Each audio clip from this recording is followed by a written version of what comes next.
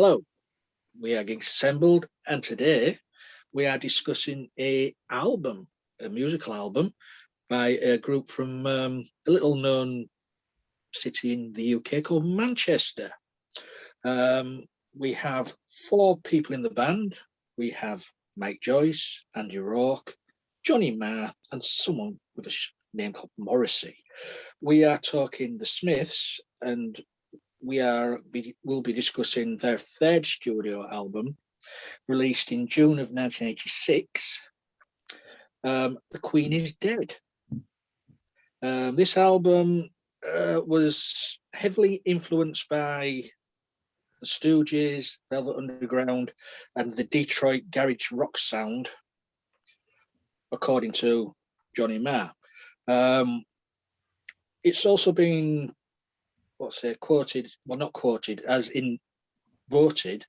2013, NME named it as the greatest album of all time. 2020, I think it was, Rolling Stone ranked it at 113th on the 500 greatest albums of all time. It reached number 2 in the UK chart.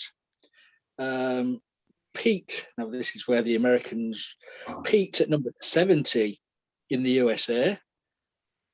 They don't know good music when they hear it. But yeah, we are discussing the album The Queen is Dead, the third studio album, which they only made 4 studio albums until 1987, until Johnny Marr left the band, and Morrissey defunct the band after that. So let's go to open thoughts on the album first. Then, Connor, have you ever heard of this? Yes, I have actually. My favourite song of the Smiths is not on this album. My favourite song would be very cliche, but it's How Soon Is Now. Hold on a minute. Hold on. Susan, what's your favourite? I don't know. The one I've been singing all day is Girlfriend in a Coma. Ah, right. Okay, because usually it is very cliche, How Soon Is Now. Oh, no. No, I really love Girlfriend in a Coma. Well, but yeah, I love the Smiths. The Manchester is the capital of British music, I think. They've produced so many bands, Oasis, the Smiths, all them sorts of bands. I think that they're kind of the home of, I don't know how you describe them. Would it be indie rock or would it be alternative rock? That sort of genre. It was the record company was Rough Trade, wasn't it? And that was more indie orientated music. Or the other one was called Factory, and that was like dead center of emo new wave. Yeah. Anyway, I digress. I love this album, to be honest. I thought it was really great. As I said, my favorite song isn't on it, but you can kind of see why this is considered the Smiths' greatest album. I've made some notes just because, to be honest, I don't know how to review an album, so I'm just going off kind of my thoughts of the album as a whole. I love the big style that the Smiths have, the kind of the fast guitar and the drums, especially. It's just a really, I don't know if they were the defining band because there's something quite modern about their style. At the same time, there's something quite 80s about it as well. So I find it's kind of a mix between the two. They always go down, well, people who lived through that time when they were releasing records, and people afterwards as well, say they feel the teenage angst. Yeah. In the songs or in the lyrics.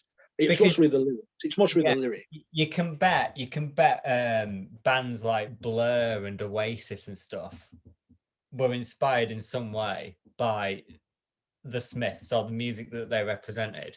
So that's this kind of big style of guitars and drums, really fast kind of bass lines and stuff like that is just right up my street. I love the sort of indie alternative rock scene.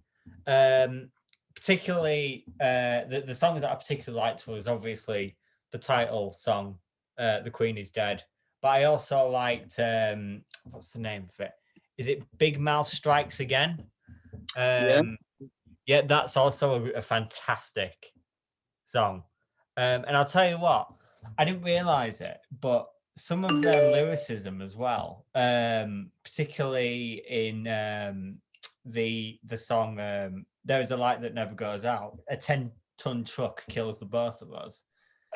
Stuff like that. It's amazing. And how they made a song about how some girls are bigger than others, and you know the whole mother, the mother is bigger than yours, sort of.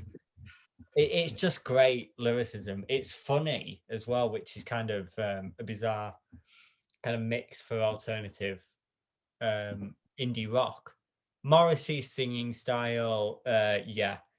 I feel like many people since have tried to copy his style. Probably not to as big an effect as he had. But I think that in the Smiths, the true genius is Johnny Marr. Now, Johnny Marr, my first kind of introduction into Johnny Marr was actually through the film soundtracks that he's done, because he's worked a lot with Hans Zimmer. And actually, he worked with Billie Eilish on the latest Bond theme song. So he provided the instrumental to No Time to Die as well.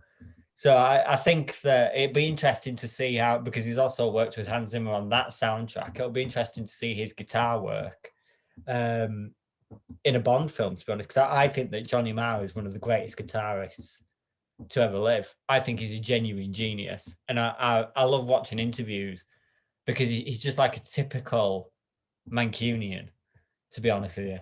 So Morrissey is, off his head crazy. I think Morrissey's got in more trouble with the police than he's put out records, hasn't he? To be honest with you. Yeah, Morrissey. He's cancelled more concerts than he has put out records. Yeah, he's not once kind of he's not a quiet individual, is he, Morrissey? But yeah, I love the Smiths. I really do. I love the style.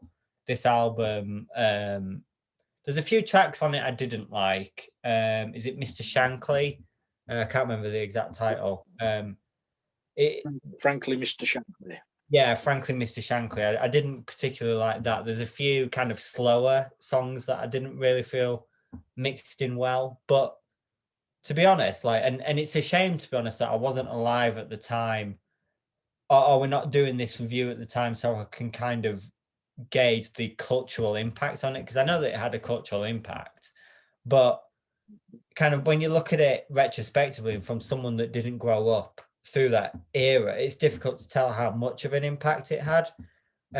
Although you can see influences in other people's works, as I said, I believe that Oasis definitely were influenced by the Smiths.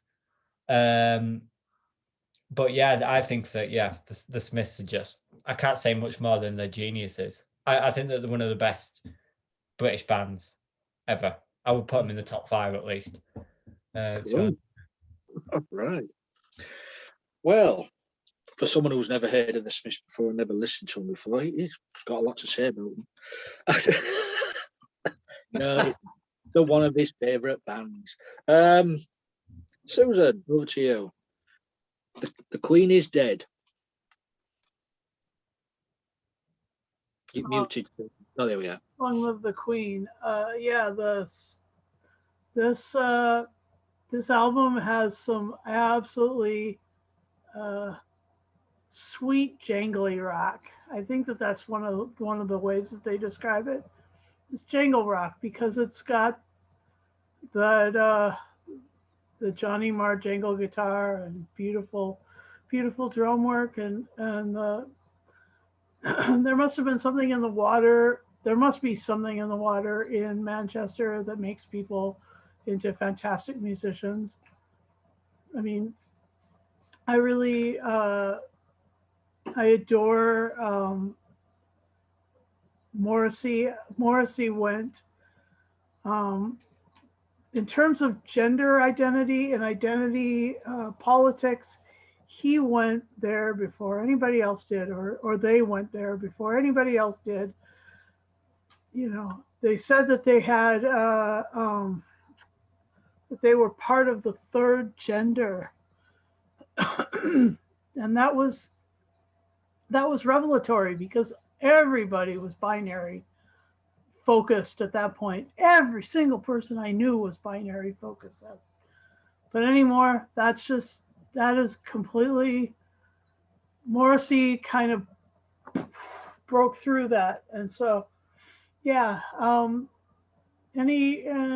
they did that through, you know, music, and they did that through interviews and getting in trouble with the police and making a nuisance of themselves, because they're generally the best of all of it.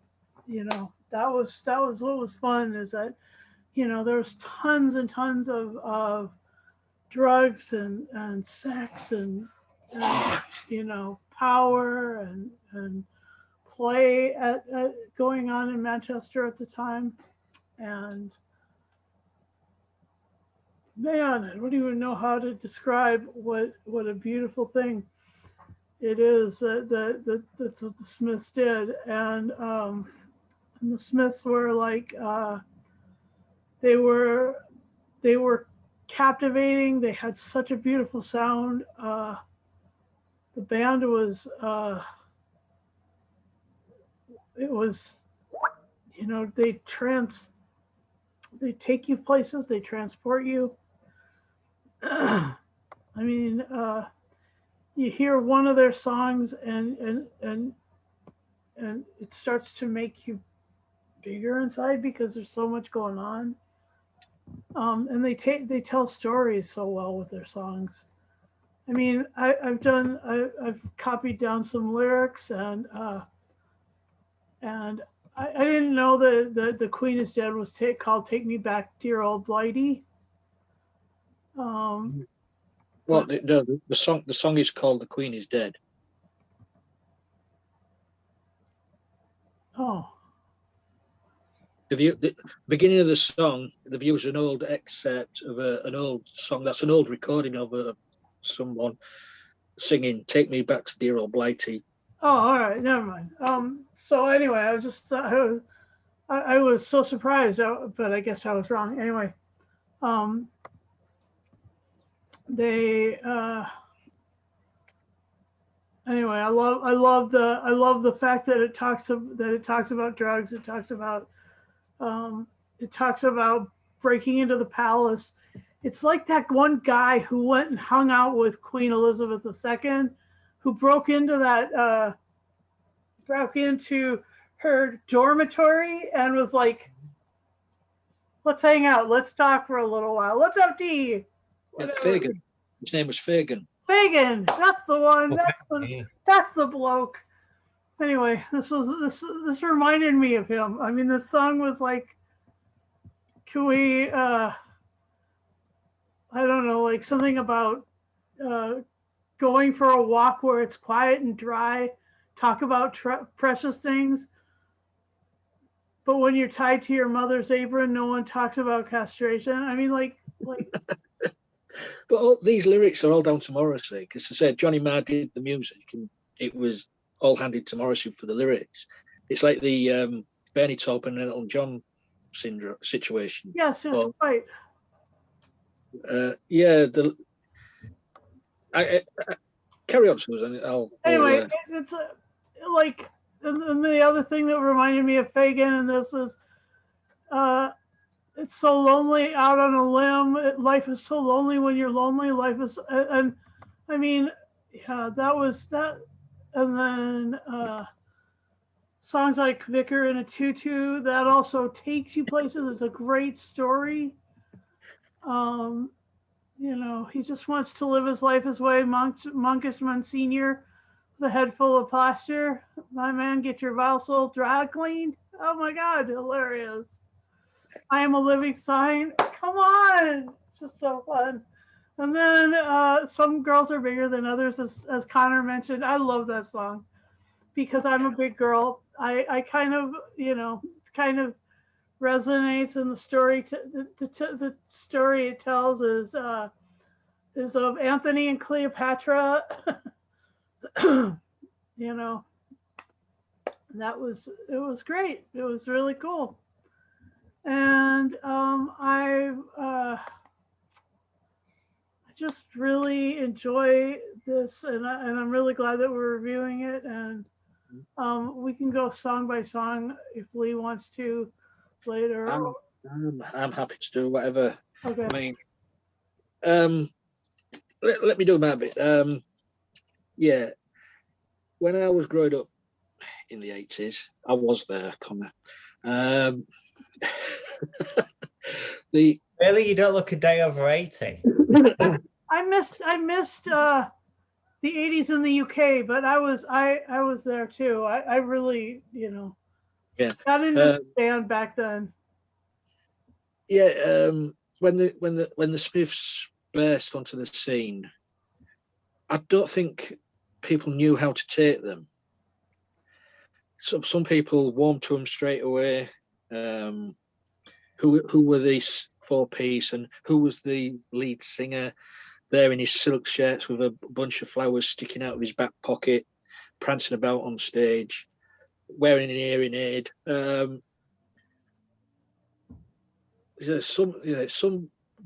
grasped them straight away, but some sort of wasn't too keen on them and sort of dissed them. And there was always things about, oh, the Smiths, Morrissey can't sing. What are they singing about? Blah blah blah. But it hit home with certain people of certain age, and say teenagers just loved, going, because teenagers angst and the pain what they go through without can't talk to people about things and all like that. And Morrissey's lyrics was saying things to them, and the lyrics have lived on. The fans have followed him, even now on his solo career. But I think they're one of the most iconic groups ever. Up there with the Beatles, the Stones, the Smiths are up there.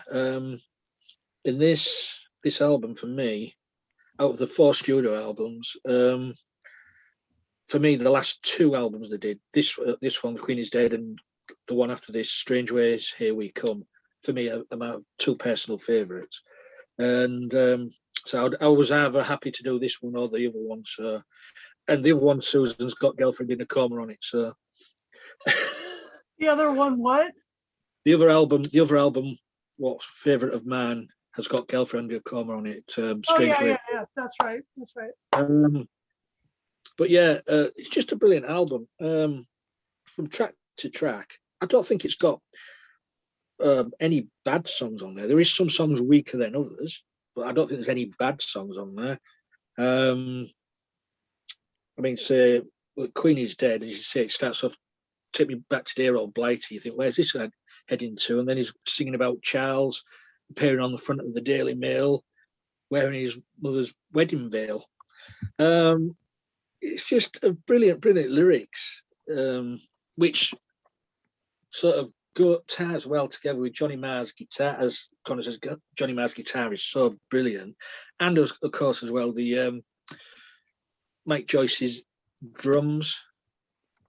It's just the drumming on this album is so out of this world. It's top notch. So what do you want to do? Do you want to talk songs, Susan or Connor? I don't know if I could do it. I mean, we could try. I don't know if I could do it song by song. I do have a few, like I could go through highlights and like particular. Well, for instance, right, the Boy with the Thorn in His Side, track 7, was the first single released off this in November of 1985. Only reached number 23 in the UK. Yeah, see, I would agree with that because I found that one of the weaker songs.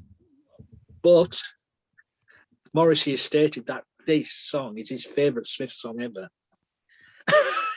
Well, he's got The Boy with the Thorn is Morrissey's favourite song. I'd say it was the first single released in September of '85.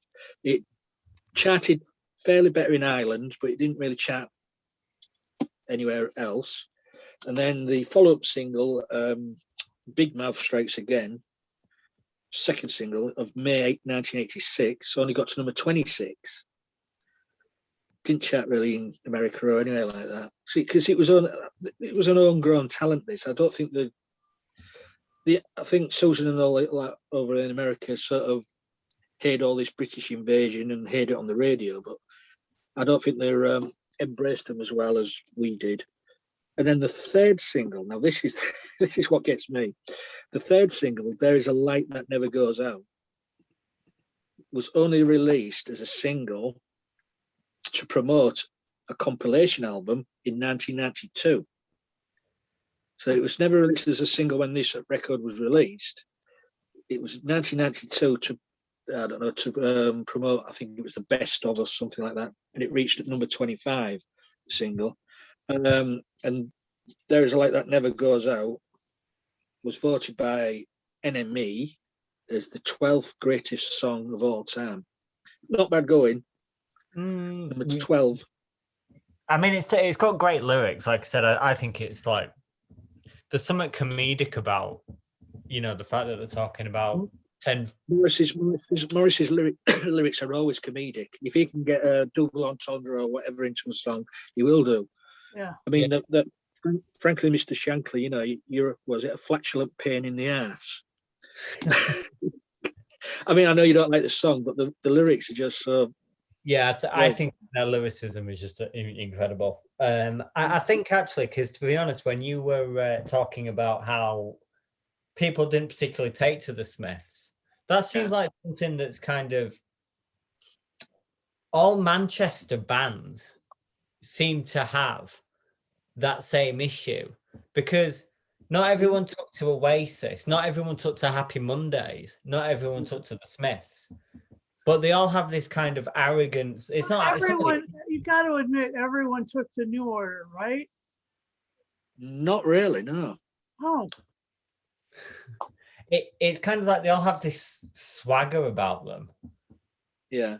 No, Gallagher couldn't give a shit. Morrissey couldn't give a shit. Johnny Marr probably couldn't give a shit. They all come from rough background, I think. It's to do the north of England has produced a lot of good bands. Manchester, Liverpool, and the other. I would disagree with what Connor said that Manchester is the biggest producer of music. In my opinion, it's not. In my opinion, it's Sheffield. Yeah, Sheffield is quite Sheffield. Hell of a lot of big stars from ABC, Human League, Def Leppard, stuff like that. But it's the northern. I think it's the northern attitude what comes through in the music. Yeah. And Manchester, as Connor says, Manchester is the attitude. What comes across with Manchester music is they don't give a shit. And they're all crazy. I mean, that's the cool thing. Is like, I mean, there was something in the water that made them all a little off, and there. I mean, it started with like Ian Curtis, and then everybody after that was bonkers. There's a kind of real anger to the music, I think, from Manchester. I think they all write music and they all produce music from a place of, fuck this, so there's an anger to it. And I think that might be because, like you said, especially in the 80s and the 90s, the North was in England was probably one of the most deprived kind of areas of England, wasn't it? So I think that you get the pushing against the government, the society, pushing against a lot of the law of what's what you're supposed to stand and take it, and they didn't want to stand and take it, and that's what the songs was around. They pushed against automation. They pushed against, by automating their sounds. They pushed against their factories and they pushed against their family life by, airing all their dirty laundry on their songs. It was it was really amazing. I mean, I know the Sex Pistols aren't Northern. I know that they're like London based, but that kind of style of music where they're speaking about something that it rather than these sort of love songs or them sort of them sort of emotions that you kind of see today. They're talking about stuff that makes them angry instead.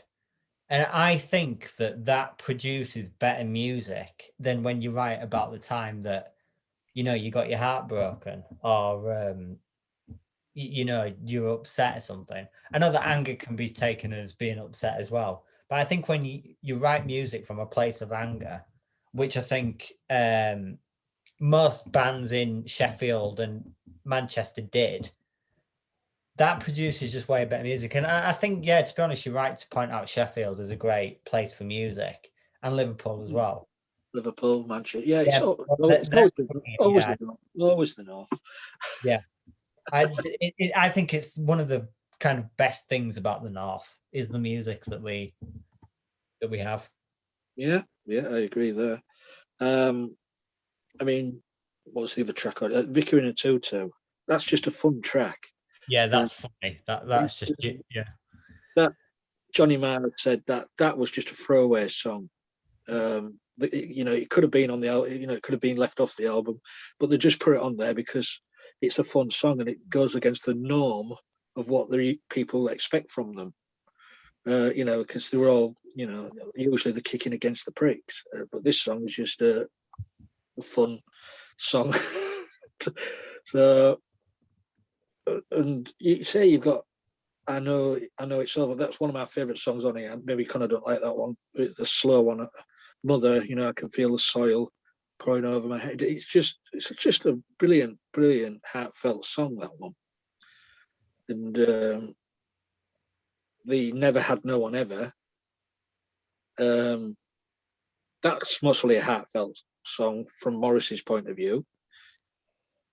But all in all, they're all the songs on here. And there was a sort of a gay anthem in The Boy with the Thorn in His Side. And how could they never tell the love in his eyes? Yeah.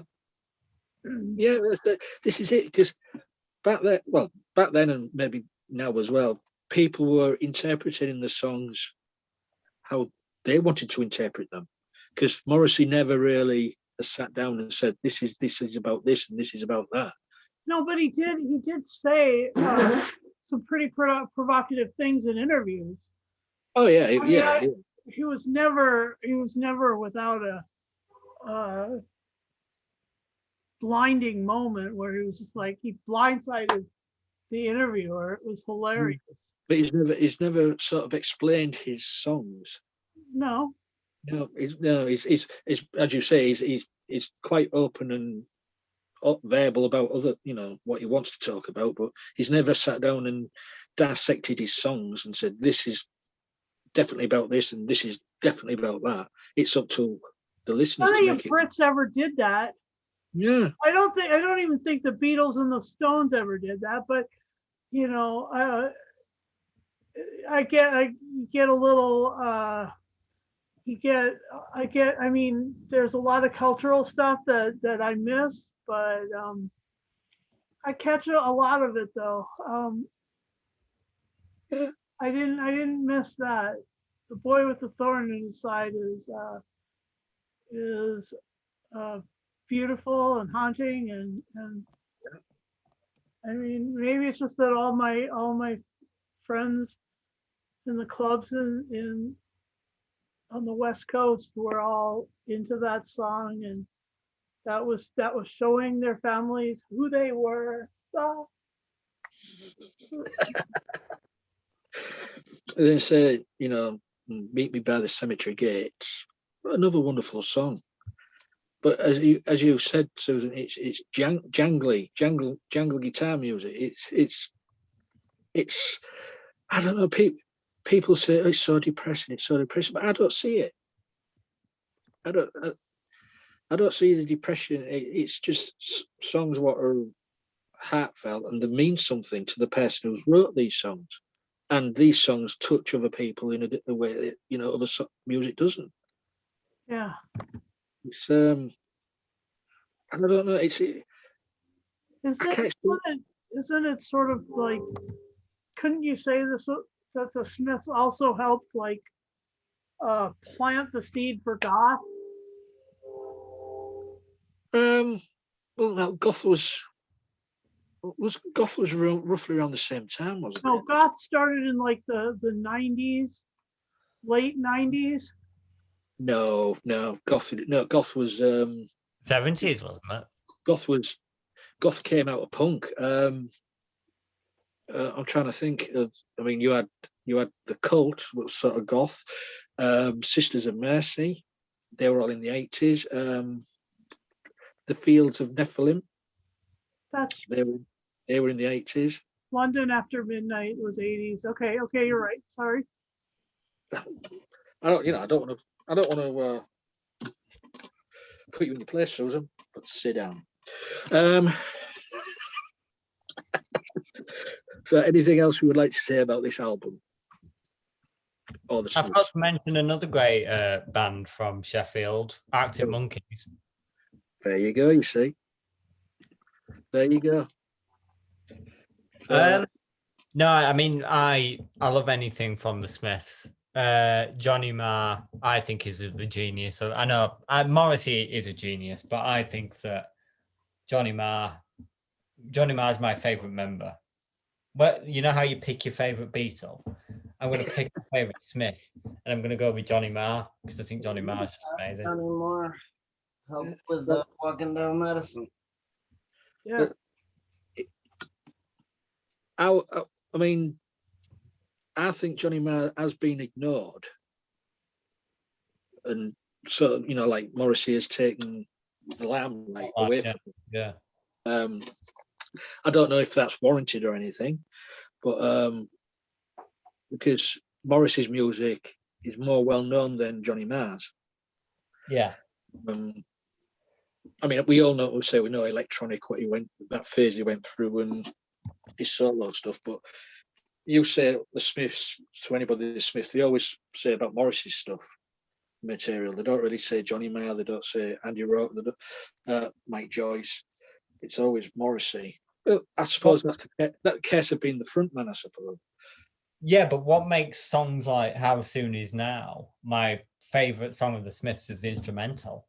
Yeah, the Tiggy's Uncharmed and the To be honest, I think that it's got to be the guitar and because when I think of How Soon Is Now, I don't think of the lyrics. I think of that guitar. Yeah. That instrumental. So I think that Johnny Marr is the one that stands out as being like the most contributing factor to the Smiths. So you say that Johnny's working with Hans Zimmer a lot. Is that right? Yeah, he's been working with Hans Zimmer. I can't remember what films they did together, and he's doing the new Bond. But he's also, I think he did the Amazing Spider-Man 2. Which is a bit out there for Johnny Marr. Let me have a look, see what he's done. I can Johnny Marr, Hans Zimmer.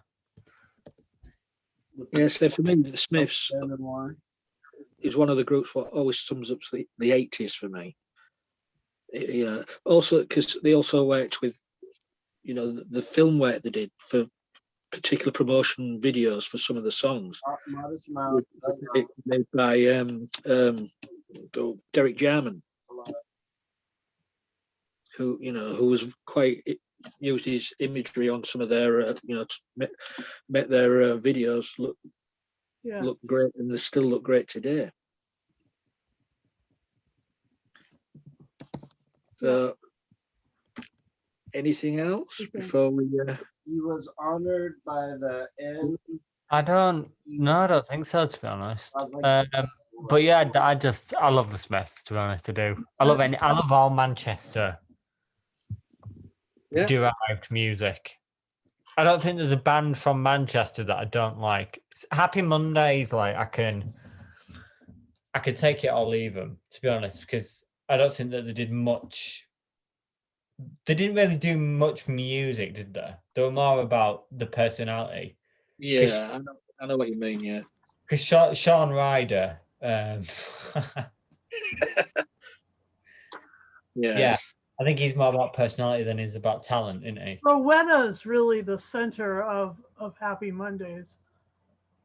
I don't know if I'd call Sean and what's his brother's name? Anyway, the writers, the center. I'd call Rowetta the center. You just like her, don't you? She's cool. Look at that. That was one of the most iconic group photos, that, isn't it? Yeah, that's a great photo. You see that Smiths? That's just says Smiths. Yep. Whenever I see Morrissey, I always think Daniel Day-Lewis. He could play him. He could play him. If they do a Morrissey biopic, get Daniel Day-Lewis to play Morrissey. Yep. They look really similar, actually. Get him out of retirement. Yeah, get him out of retirement. And the cover art was of a French film, and it was French actor, isn't it? Alain DeLeon. It's just film then? Is he actually dead? And they've just took a picture of it? No, well, what the Smiths did for the album, for the albums and every single they released, they had a different actor on the cover. The first album, it's I can see the album cover in my mind. It's like the naked. He's not naked. He's topless, isn't he? Yeah, and he's looking down. He's masturbating. Yeah. It's I forgot his name now, but it's the actor who used to appear in all the Andy Warhol films. I can't remember. Is it Joe someone? Joe Pasquale. Not Joe Pasquale, no. But yeah, every release, album or cover or single cover, they had an actor. Once they had like Charles Hawtrey from the Carry On films on one cover, and they had Luther Joyce on another cover, and stuff like that. I don't know why. I think that was down to Morrissey. I mean, also as well, what to point out about this album, The Queen is Dead, for this being their third album, this was produced by Mara Morrissey. Yeah. So, these young kids from Manchester were producing their own albums back then. Yeah. Usually takes quite a while for the record companies to let the band members produce the records. Yeah. I remember reading somewhere, wasn't there actually some controversy around the title? The Queen is Dead. Yeah. Of course, that's controversial. Yeah. I suppose the most well it was, but that was the British government. Yeah, I think that. Yeah.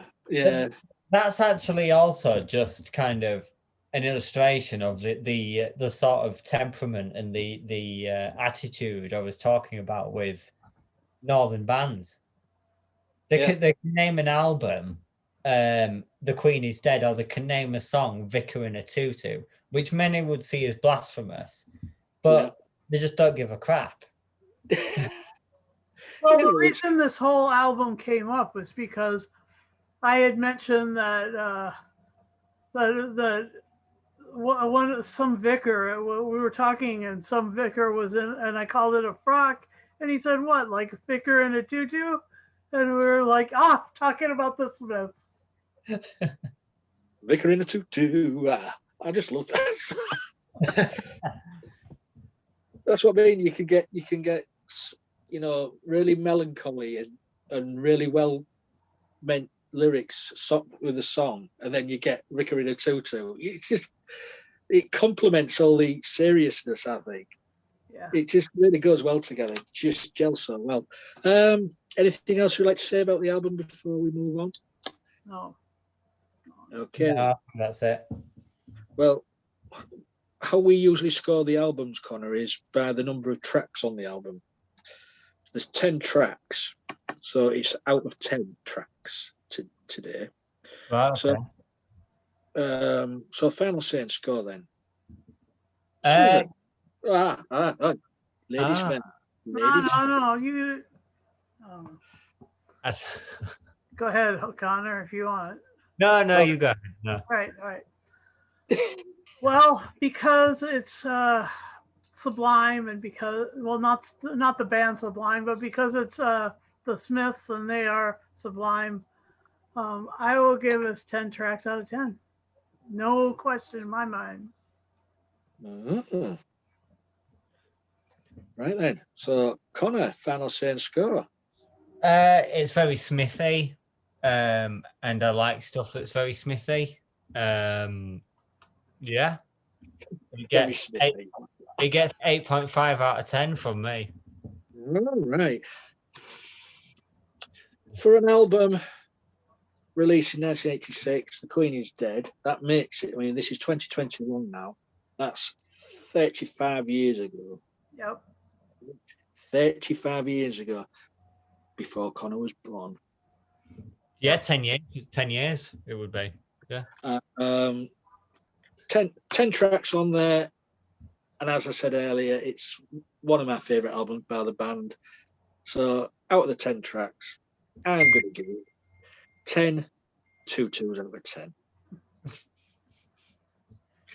It's got to be 2-2s.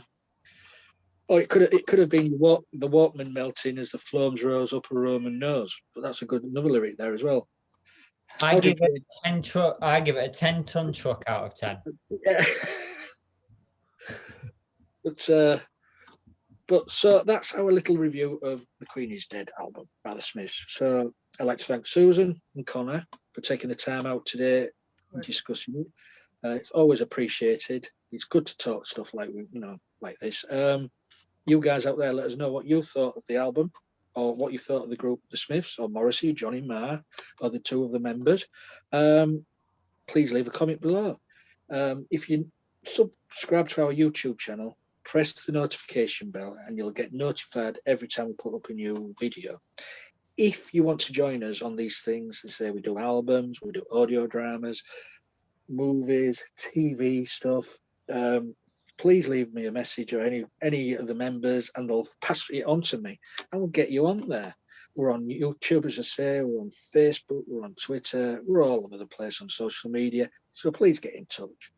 So until next time, please stay safe, and I'll meet you outside the cemetery gates. Bye for now.